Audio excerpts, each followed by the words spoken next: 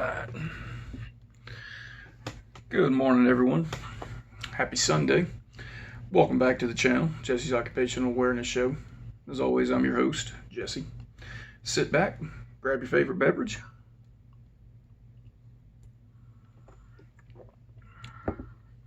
Let's just enjoy some prison stories. What are we going to talk about today?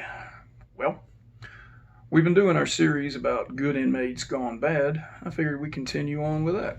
I had to sit back, go through the brain housing group, drag up some stories, and I got a really good one for you guys today. We're going to call this one The Barber. All right. Everything was difficult to do in prison. Okay, freedom of movement, all that's been restricted, especially in segregation. To get an inmate even out into the day room, back into his cell, man, it could take hours to get that mess done. And there were a lot of them in there. Okay, we had A through F pod, 84 doors, 80 times 8 is 800. Add 6 of that, 60, we could have up to 860 inmates at any given time in segregation. Some of them were temporary, most of them were permanent. I've already done videos about how they ended up there. Look down into the archives, check those out, enjoy. One of the things that doesn't stop when you're in prison is your hair growing. All right. I like to keep mine nice and trim. Barber cut the fuck out of my head the other day. She was doing a straight razor and just gashed the hell out of the side. You can't see it. Left a pretty good scar. I'll probably try and come up with a pretty cool story about how I got it. Shrapnel or some shit. Anyway, what could be really tough was getting the guys to the barber and getting their hair cut. I don't know how general population did it. I never actually saw an inmate barber. There were barbers that were specifically assigned for the officers. They worked out of the admin building where the warden's office was, and usually whenever I was leaving shift, if I didn't have to pick up my laundry, if I didn't have to go to the commissary, if I wasn't going to stop by the ODR, I'd go to the barber shop. I try to go usually every 2 weeks. If I was lucky, I could go once a week. And the inmate barbers, they were good. They had cut hair in the free world. They had learned how to do it inside the system. They were just on point. The best thing about it, you didn't have to pay for it. All right. I pay about $18 out here in the free world for it. These guys, I didn't have to pay nothing. I'm not sure what their compensation was for it.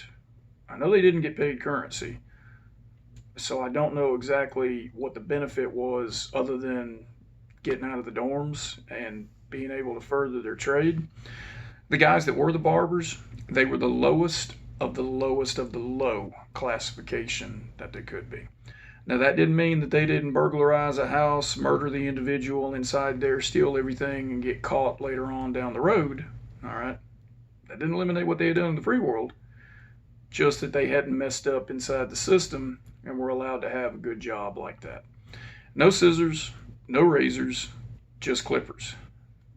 But I tell you what, they could cut a mean cut of hair with those clippers alone.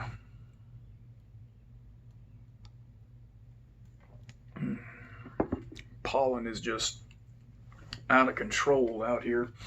It's got my vocal cords just all dried up. Anyway, to get haircut in seg, it was tough.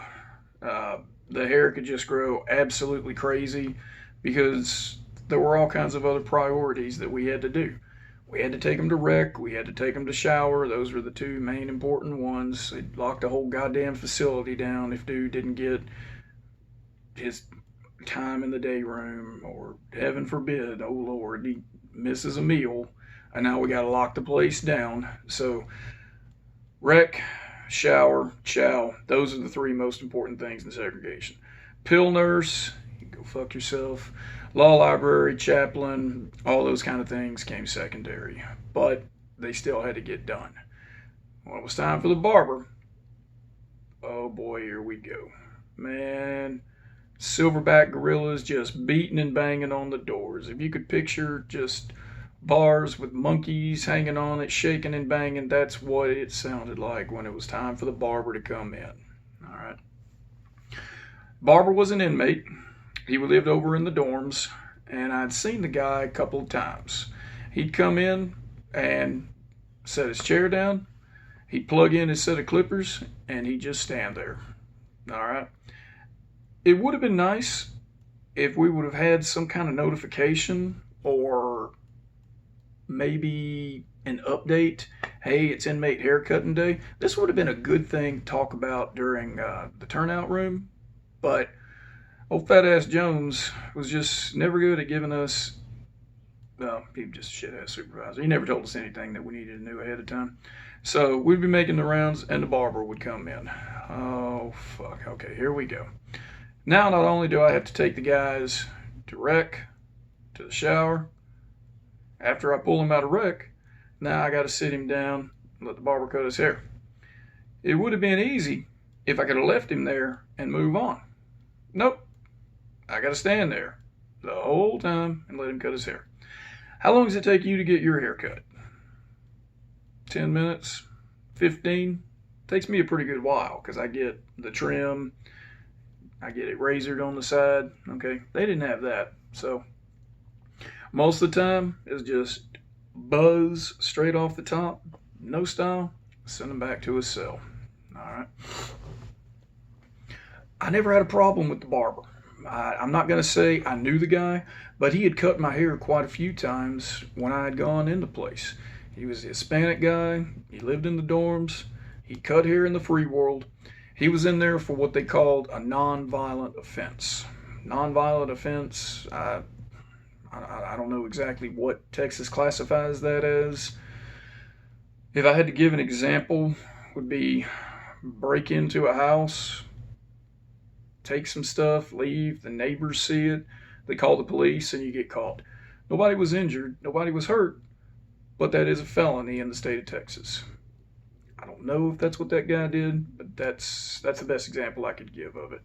So, this particular situation, I'm working SIG, I'm working Alpha Pod.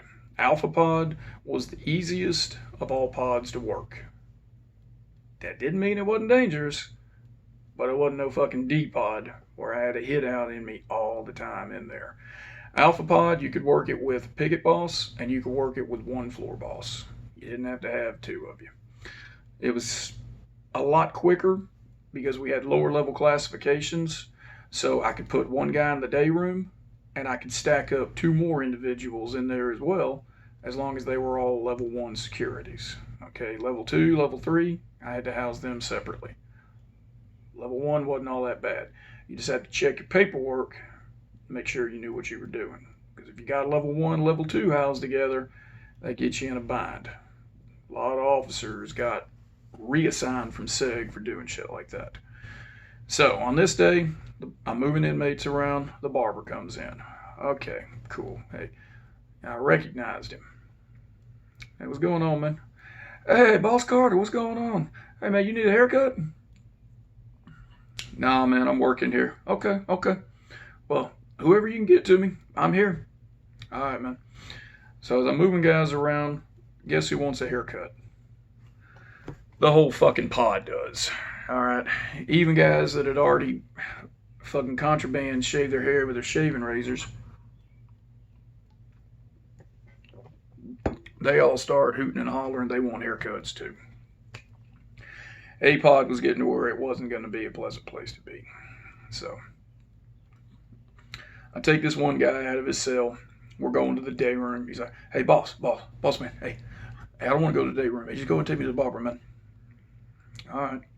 So I take him over to the barber. Keep in mind, hands are cuffed behind his back. Sits down in the chair. Barber goes, hey, boss, hey, can you cuff him in the front? And man, the way he's got his shoulders back here, I can't get to the back of his neck. All right. Still a new guy. Okay. Undo the cuff, bring it around to the front, snap his hands in the front, sits down, he's getting his hair cut. And I'm just standing, kind of looking around, not having any problems. Barber's cutting his hair. I'm kind of zoned out. Guys are hollering. Picket boss is doing his thing. I'm looking around. All right, cool. Inmate says something off in the corner. I listen. Look back at the barber chair. Barber chair is empty. Barber standing there. No inmate. Now look. Look at the barber. Where'd he go? Where'd who go? Where was the guy you just cutting the hair? I wasn't cutting no hair, boss. Dude, where'd the fucking inmate go that was sitting in the chair that you were just cutting his hair? I wasn't cutting nobody's hair, boss. I waited for you to bring me somebody. I just sat somebody down. And at that point, I'm looking around. Holy shit, dude's got away from me. And I'm looking around. He didn't have far to go. Okay. Segregation is a dungeon. There ain't no getting out of seg. Okay. And I'm looking around. Like, the fuck is this guy? It's hard for me to paint a picture because I don't have actual layouts of what the area actually looked like. But basically where the barber chair was, there was the open day room. There was a row of stairs. Okay. Down it was cells 1 through 7. And you go up the stairs. What was it? It wasn't stairwell, block, stairwell. It was open. So they would be bracketed. Here, you could see through the stairs is what I'm trying to get at. And I go over to where the stairs are, and dude's hunkered down, lay down as low as he can get, underneath the first stair. All right, this guy could get small. He wasn't a very big guy to begin with, and he's laying down there. And I was like, I looked down at him, said, "Man, get your ass up out of them stairs." He's like, and he starts giggling. Got you, motherfucker. I'm looking at him, like, and all I wanted to do was just kick this guy just as hard as I could. If I could have opened up my pepper spray on him, man, I would have. Like, man, get your ass up right now. And he did. He didn't give me any trouble. Crawled out from under the stairs, had his hands down beside him. Like, hey boss, you gonna take me to the day room? The row of cells behind me, they heard that and they just fucking erupted. Man, they just started hooting, hollering. Put my hand on the guy's arm. Like, dude, come on. Let's go, man. You gonna take me to the shower, boss? I just got my hair cut, man. I need a shower. Like, motherfucker, you gonna bird bath it. Bird bath was when they took a bath in the sink that they had in their cells. He's like, all right, boss, come on. All right. He started walking with me, took him back up to his cell, fucking punched the button.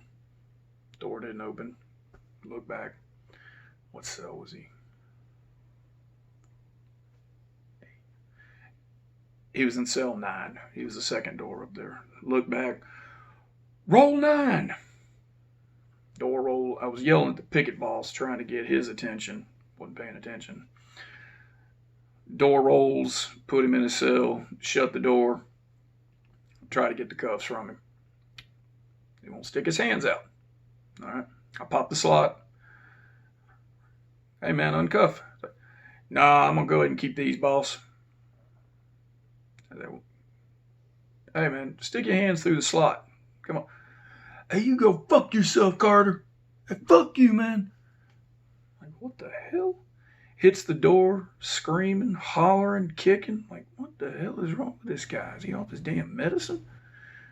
I look around, like, shit. All right, so can't do anything. Got to get a hold of the supervisor, talk him out. Go back down the stairs, tell the picket boss, hey, radio in, get the supervisor here, can't get the cuffs off this guy. Basically what that meant was I couldn't open any other doors, I couldn't move any other inmates. If someone takes the cuffs, if they jack the slot, you're not supposed to move on. Well, I'm talking to her, and Barber's like, hey, boss, you going to bring me anybody else cut hair? It's like, Hey man, dude took my cuffs. I can't. Boss, just fucking roll the door and take them from me, man. Dude, look, you know I can't do that. I gotta have another set of cuffs. And at this point, the barber starts walking toward me. Undo the Velcro, spray comes out. Back off. Back the fuck off me, man. Alright. Barber sees the spray. He stops. Hey, you go fuck you, man. Turns around, gets his chair, goes back to the door, starts banging on the door. Picket boss opens the door. Meanwhile, I'm sitting there, freaking heart's going, guys are hooting and hollering. Barber opens the door. Picket boss clicks the door. Barber pushes it open, leaves, turns around, shoots me the finger, and he leaves. And I'm standing there, man, today can fucking kiss my ass. Guess which supervisor responded to it? Motherfucker Jones.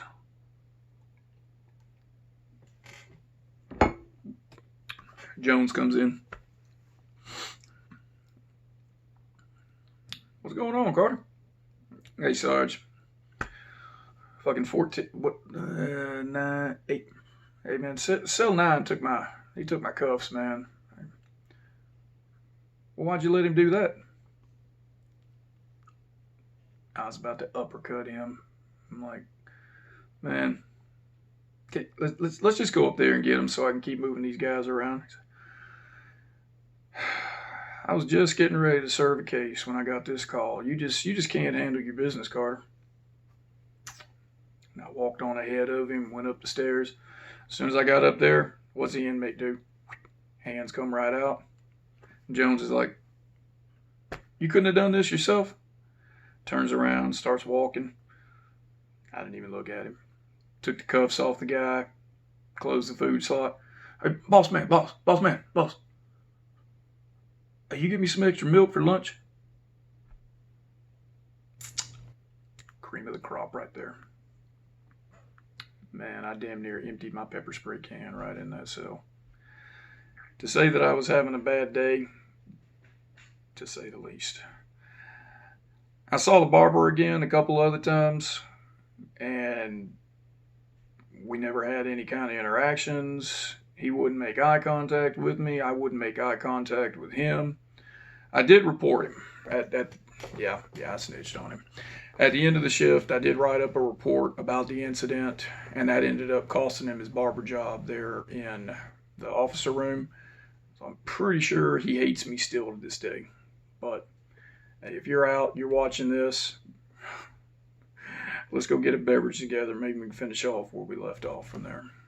So, folks, I hope you guys enjoyed this video. I hope y'all enjoy my rambling. I try to paint as good of a picture as I can, but man, when I get stuff going on up here, it just kind of comes out in word salad, it seems like, just all tossed around. So I hope y'all were able to follow me. Have a good rest of your Sunday. Everyone take care. I'll see y'all in the next video.